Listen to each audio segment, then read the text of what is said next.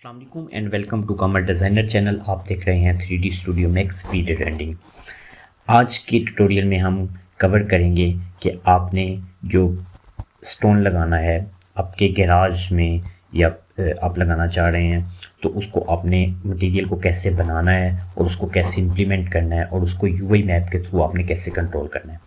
ये टॉपिक आपको टाइल के मटेरियल में हम यूवी मैप के ऊपर बात नहीं करेंगे, वहाँ पे हम सिर्फ टाइल को बनाना सीखेंगे। बट इधर मैं आपको ग्रास के अंदर भी यूवी मैप के बारे में डिटेल से कुछ बता चुका हूँ और इधर भी डिटेल से हम बात करेंगे यूवी मैप के ऊपर भी और अपने स्टोन के मटेरियल को बनाने के ऊपर भी। उसके लिए हम क्या करते हैं, इस मटेरियल को मैंने ओपन किया है, इसको बैकग्राउंड प्रोवाइड कर देंगे, डिफ्यूज़ में आ जाएंगे। डिफ्यूज़ में आने के बाद आपने डिफ्यूज़ के फॉर्मेटिंग बटन में आकर बिट मैप, ठीक है, बिट मैप को आपने ओपन कर लेना है। इसको ओपन करने के बाद आपने वहाँ पे उस डायरेक्टरी में आ जाना है जहाँ पे आपने अपने मटेरियल के टेक्सचर रखे हुए हैं। ठीक है, मैं कमर डिज़ाइनर के अंदर आ जाऊँगा, न्यू मटेरियल्स में आ जाएंगे तो ये मेरे पास कुछ जो है मटेरियल्स के टेक्सचर्स अवेलेबल हैं। ठीक है, इनमें से मैं जो भी चूज़ करना चाहता हूँ स्टोन, ठीक है, वो मैं यहाँ से सिलेक्ट कर सकता हूँ। अब मैंने ये वाला सिलेक्ट किया, ठीक है, इसको मैंने ओपन कर लेना है। अब जैसे ही मैंने ओपन किया तो आप ये देख सकते हैं कि आपके पास यहाँ पे ये शो हो जाएगा। अब आपने गो टू पेरेंट्स करना है। गो टू पेरेंट्स करने के बाद आपने रिफ्लेक्शन में आ जाना है और इसको आपने बिल्कुल माइनर सी जो है रिफ्लेक्शन प्रोवाइड कर देनी है। ठीक है, आप यूँ कह सकते हैं कि आप यहाँ पे 15 वैल्यूज़ जो है 15 तक वैल्यूज़ प्रोवाइड कर सकते हैं, 15 से 20 तक।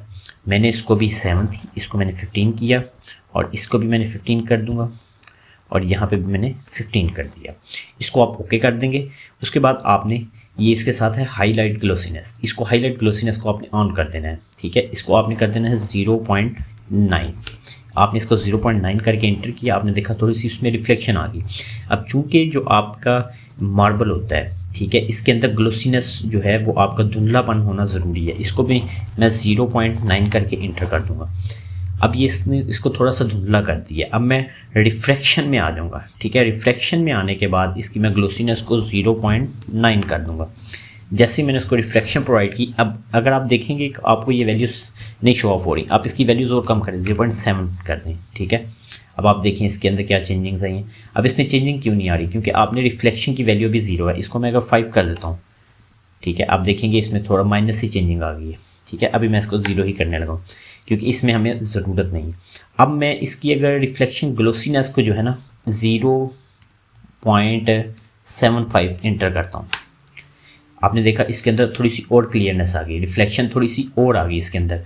अब इसके नीचे एक पार्ट है सब डिवीजन। अब ये सब डिवीजन क्या करती है, जैसे हमने रेंडर सेटअप के अंदर बात की थी ना कि जब आप रेंडर लेते हैं उसको जितने हिस्सों में डिवाइड किया होता है वो उतने जितना आपने वैल्यू प्रोवाइड की होती है ना उतने हिस्सों में डिवाइड करके फिर उसकी रेंडरिंग करता है। ठीक है, फिर वो आपको आउटपुट देता है। इसी तरह इधर आप अगर कोई मटेरियल की रेंडरिंग ऑप्शन यहाँ पे बढ़ा देते हैं, मैं इसको कहता हूँ जी, अब जब भी इस मटेरियल को रेंडर करें ना तो वो 32 पार्ट्स चंक्स के अंदर डिवाइड करने के बाद ना फिर इसका रेंडर ले। ठीक है, इसको मैंने 32 कर दिया। अब 32 करने के बाद आपने क्या करना है, जस्ट मैप के अंदर आ जाना है। मैप में आने के बाद आपने यहाँ से मटेरियल पकड़ना है और बम्प के अंदर आपने इसको पेस्ट कर देना है। ठीक है, इसको आपने यहाँ पे कॉपी किया, आपने देखा यहाँ पे थोड़ा सा खुरदरापन आ गया। इसकी वैल्यू आपने ज़्यादा नहीं रखनी होती। ठीक है, आप 45 तक इसको 30 से 45 के दरमियान आप एडजस्ट कर सकते हैं। अगर आपका दूसरा है, आप वो वाला स्टोन यूज़ कर रहे हैं जो खुरदरा टाइप का होता है, ठीक है, उसमें आप इसकी वैल्यू बढ़ा सकते हैं। ठीक है, लेकिन यहाँ पे आपने वैल्यू कम रखनी होती है। अब मैं इसको 25 कर दिया। अब ये देखेंगे आप इसकी उसने और स्मूथनेस इसमें कर दिया। अब मैंने इसकी वैल्यू अभी 15 कर दी है। अब देखेंगे इसने और भी इसको जो है बम को कम कर दिया वैल्यू को। ठीक है, और इसकी वैल्यू अगर मैं 10 कर दूँ, अब ये काफ़ी बेटर है उनसे। अच्छा, बम्प इम्प्लीमेंट करना ज़रूरी क्यों? इसके जो साइडों पे आप स्टोन लगाते हैं, इसके जो साइडों पे सीमेंट भरते हैं, वहाँ पे जो है हमारे हल्का सा ये चीज़ शो करवाती है, इसलिए हम यहाँ पे बम्प को इम्प्लीमेंट करते हैं। अब आपने जस्ट यहाँ से पकड़ कर आपने अपने प्लेन, ठीक है, ये 3D पोर्च आ रहा है, यहाँ पे आपने इम्प्लीमेंट कर दिया।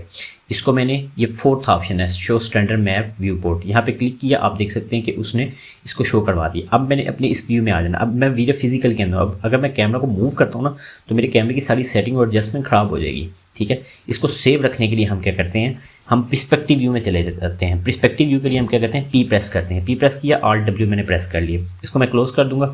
अब मैं अपनी जो है लैपटॉप को अपनी 3D को किसी भी साइड पे मूव कर सकता हूँ। अब मैंने आल्ट प्रेस किया, माउस के सर्कल के साथ मैंने इसको कहीं भी मूव करना चाहा तो ये हो सकती है इजीली, ठीक है। अगर मैं आल्ट प्रेस कर लेता हूँ तो ये टॉप व्यू की तरफ भी मूव हो सकती है। अब मैंने क्या करना है, जस्ट यहाँ पे क्लिक करना है, जो आपने 3D कार्डबोर्ड की लेयर के ऊपर मटेरियल को इम्प्लीमेंट किया है, ठीक है, इसके ऊपर आपने जस्ट क्लिक किया है। क्लिक करने के बाद आपने मॉडिफाई में आ जाना है। मॉडिफाई में आने के बाद आपने मॉडिफाई लिस्ट में आ जाना है। यहाँ पे आपने क्लिक करना है, यू प्रेस करना है। जैसे ही यू प्रेस करेंगे आपको यूवी मैप मिल जाएगा। आपने यूवी मैप को ओपन कर लेना है और अब हम इसको बॉक्स में डिवाइड कर देंगे कि जो हमने ये अपनी लेयर के ऊपर मटेरियल को इम्प्लीमेंट किया ये एक बॉक्स में आ जाए, एक बॉक्स की सेटिंग में आ गया। अब इसको मैं डिवाइड करूँगा। अब आपने देखना है जो आप ये पत्थर लगा रहे हैं, आप स्टोन लगा रहे हैं या टाइल लगा रहे हैं, ये आपके पास किस साइज़ का है। अगर तो आप 2 फीट का या 1 फीट का लगा रहे हैं, ठीक है, आपकी इधर कितनी टाइलिंग होगी आपने उसको डिवाइड कर लेना है, क्वांटिटी निकाल लेनी है। अब मैं इसकी क्वांटिटी निकाली कि मेरे पास 24 इस तरफ लगेंगे और 24 ही पीस इस तरफ लगेंगे। आपने ये चेक कर लेना है कि कितनी क्वांटिटी के पीस आपको लगेंगे, ठीक है।